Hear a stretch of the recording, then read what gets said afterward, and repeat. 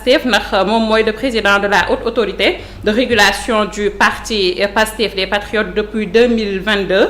Donc loolu nekk na benn poste boo xamante ne sénégalais yi xamee nañ ko nekk it conseiller juridique du groupe parlementaire Yewwi Askan Wi septembre 2022 septembre 2024 nekkoon na fi conseiller juridique bu candidat Abdoul Mbaye en 2019 ci élection présidentielle yi nga xamante ni amoon na ci xam naa loolu dina ci dikkaat ci biir waxtaan bi.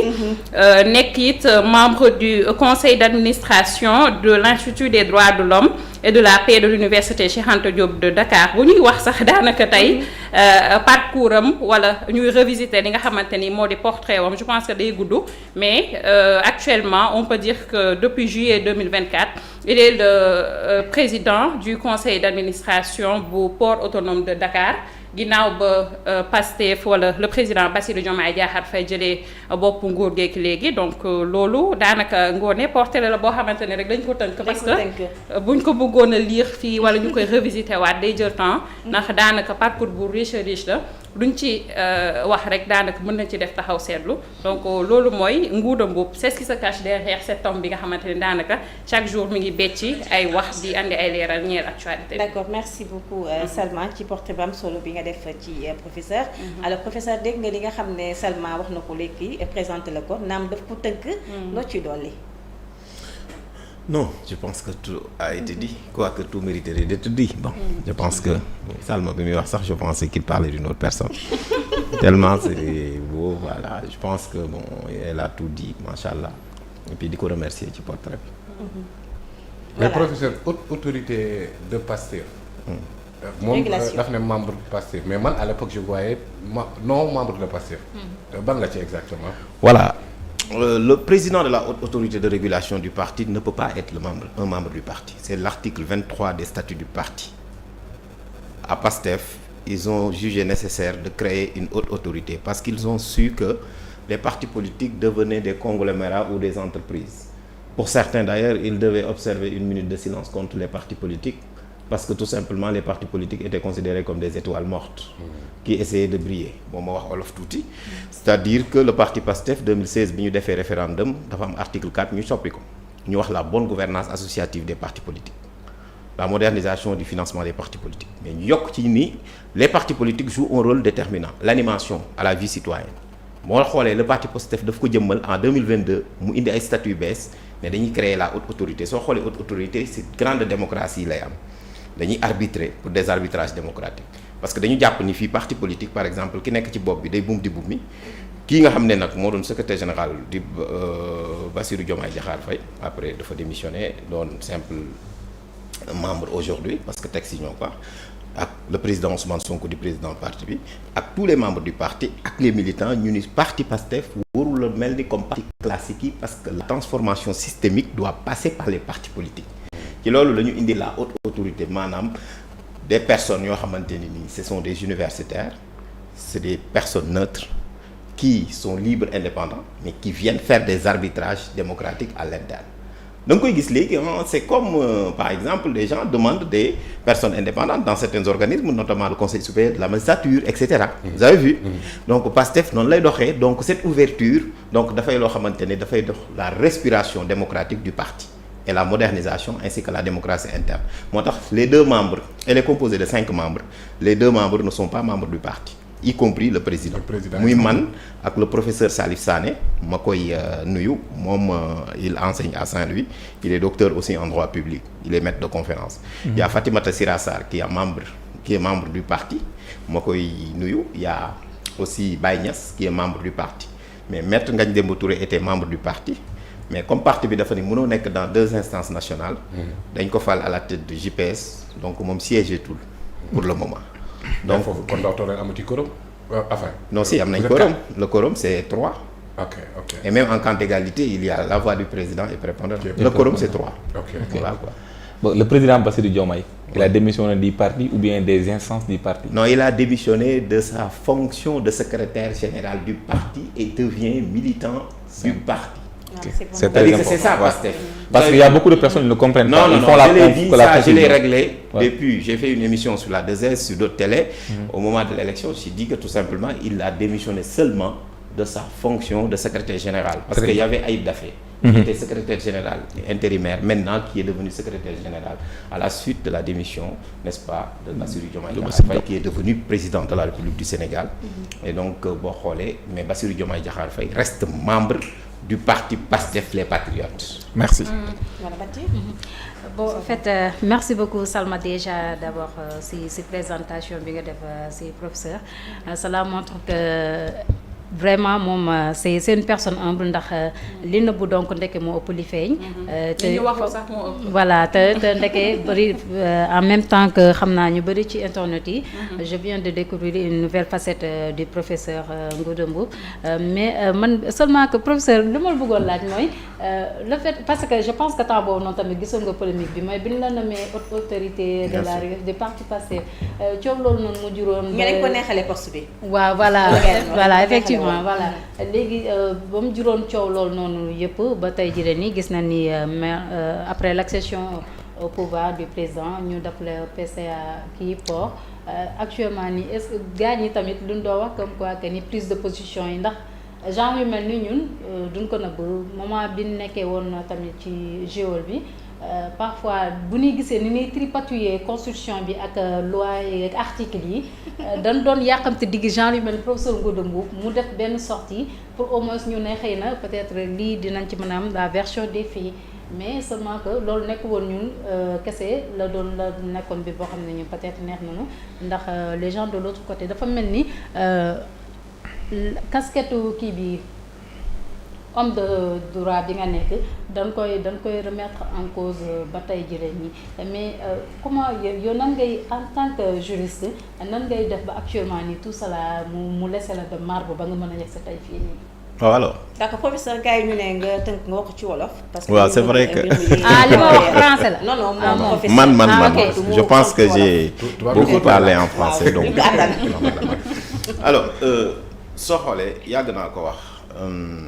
Je pense que bi ñu may nommé président de la haute autorité de régulation du parti PASTEF presque proposé nañ ma ko presque 1 an et demi waa PASTEF ma bañ. mais pourquoi nga bañ tamit.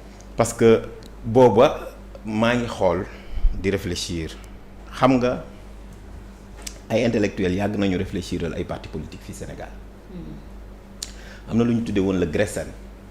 boobu moo doon ñoom professeur Iba Der Thiam et cetera dañu daan bind des notes pour le parti socialiste mais teewul bi professeur Iba Der Thiam waree taxaw dafa taxaw jàkkaarloog Abdou Diouf et pourtant donc voilà beneen bi stop mooy soo xoolee PASTEF c'est un parti moderne écoutez moi j'ai connu Ousmane Sonko en 2016 j'ai connu l'homme j'ai connu le parti PASTEF et j'ai connu aussi le président Bassirou Diomaye Diakhar Faye en même temps. Je venais fraîchement de rentrer au Sénégal alors ñuy liggéey ci lu bari teewul dañ ma bàyyi ak sama indépendance ak sama liberté boo gisee ci présentation bi pourtant nee naa le 2016 laa ko am te pourtant en 2019 j'étais le conseiller juridique d'Abdoul Mbaye. Abdoul Mbaye oui. Donc vous voyez et pourtant Ousmane Sonko était candidat. Bizarrement oui. Parce que tout simplement loolu mooy suma indépendance ñoom ñu nangul ma ko. Parce que dama koy wax tout simplement Ousmane Sonko c'est quelqu'un koo xamante ni en réalité il a l'esprit ouvert il respecte quand même donc l'indépendance des gens en le côtoyant je l'ai su voilà alors c'est vrai que dina jaaxal ñu bëri mais challenge la parce que la tâche elle est exaltante mais elle est ingrate parce que soo xoolee jour boobu bi ñuy teg organigramme bi bon maa nekk ci kaw parce que la haute autorité moo nekk ci kaw da ngay gis organigramme bu bees la bu jaaxal ñëpp mais nit ñi bi ñu titré bi ñu génnee dañ ne Ngouda Mboup rejoint le PASTEF la confusion en fait mooy li ma doon wax début bi bon biñ ma ko njëkkee wax dama ne leen bon est-ce que du indi et cetera mais dañ ni ma ñoom waa PASTEF ils ont trouvé dañ ni ma yow yaa ko wax parce que yow da nga nekk ci plateau yi di wax ne parti politique yi dañu war a am haute autorité. parce que man dem naa ba bind article sax di wax ne de l'improbable renouveau des partis politiques. maanaam suñu parti politique yi am na loo xam ne bu ñu ko amul mënuñu soppeeku. kon waa PASTEF ne ma non attends yow mënoo wax lii ba pare nga koy bañ. benn ñaar ñu ni ma yow say collègues ñoo ko nekk dans les grandes démocraties boo jëlee en France par exemple c'est madame Anne Levade qui dirigeait la haute autorité de régulation du parti les Républicains et les professeurs de droit public bi parti ba jaxasoo ba nga xam ni seen primaire am problème entre Fillon ak Jean-François Copé ba ñuy wax dafa am fraude et cetera moo ko jël tegaat ko ci yoon ba Fillon mu gagné la primaire de la Grande Alliance en France pour mu mun a am ba nga xamante ne tey jii nii parti socialiste après dafa am un renouveau Benoît Hamon et les autres même mun a nekk candidat c'est parce que ki ko dirigé woon c'était un professeur de droit privé ñu koy wax Thomas Clay. Donc soo xoolee loolu nag miinuñu ko Sénégal xam nga Sénégal lu ñu miinoon mooy intellectuels yi dañuy dem ci nguur gi wut fa moccaat wala dara wala quelque chose comme ça mais dañu gis ay universitaires yu dem dans l'opposition taxaw jël fa ay ndomba tànk fay ñu ma dara foofu. gisoon naa sax gars yi di wax ni woy nguur de mbuub et cetera dañu koy fay. di problème mais salaire bi itam duunoon na de. ban salaire. bi ñu la joxoon foofu député ban salaire. Aba Mbaye mooy député groupe parlementaire Yewwi non amoon nañ sax bay remettre en question le fait que vous soyez un professeur. mais c'est ça tout ça xam nga loolu laay wax la tâche elle est exaltante mais elle est ingrate man je suis dans un cabinet ñu xam nañ ko d'ailleurs ci présentation bi sax wax naa la ko wax naa la ne le conseiller juridique de la coalition Yewwi moi j'étais le conseiller juridique de la coalition Yewwi Askan Wi aux élections locales j'étais le conseiller juridique de la coalition Yewwi Askan Wi aux élections législatives. Et aussi donc voilà on était donc en travail dans le cadre d'un cabinet auquel donc je suis consultant loolu la nee naa la élection 2019 man j'ai travaillé avec le président Abdoul Mbaye donc tout le monde me connaît tous les xoolal partis politiques yi les leaders ñoom ñëpp jàmm lañu aman ak man ñu ci bëri dañ may laaj journalistes yi pareil parce que man donc mais kon li ma yàlla may tout en tout cas c'est à la disposition de tous les Sénégalais. Malgré que bon voilà mais man je suis quelqu'un koo xamante ne donc bi ñu koy wax loolu ay reetaan sax la ma doon def quoi indi woon de polémique indi coow. mais il faut ñu xamee ne amuñu ci preuve jékki-jékki nekk professeur. non ñu ngi koy jox xaalis bu takku. non loolu peut-être c'était juste une stratégie de me dénigrer à un moment donné fii ku wax ci Ousmane Sonko lu positif ñu attaqué la. c'est ça man taxaw naa fii ni leen partout où le droit sera dit Ousmane Sonko aura raison il triomphera. J'ai défié. nit ñi mën naa ko utiliser noonu c'était pourquoi c'était pour dire carrément que c'est seul le droit rien que le droit et tout le droit ba ñu may wax dama ne leen man defuma du droit constitutionnel Canada Dry ça ressemble à du droit constitutionnel mais ce n'est pas du droit constitutionnel bu dul dara de façon modeste am naa jaar-jaar mais bu dul dara aussi am na loo xamante ni sama intégrité sax mayuma ko ma koy wax ba ma génnee toog le juge Sabassi Faye décidé ma génnaat toog le juge Thion décidé. bër ki Dembo Ndiaye bi ñu fiy def parrainage 2018 maa njëkk a génn boobu sax ñu bëri ñu ngi may commencer découvrir ma ne leen notre système de parrainage est mauvais. ñu ne ma lu tax ma ne leen ce n'est pas un fil c'est un bouchon. bien bi stop ma yàgg a wax 2018 ba léegi ma ne leen sunu parrainage bi nii dafa sooxee. na gouvernement bi initier une loi ñu jël une loi pour prévoir les élections anticipées amul ñu wax ma wax parrainage fan la jógee beneen bi stop dama ko wax defuñu ko. kii xam na li may wax.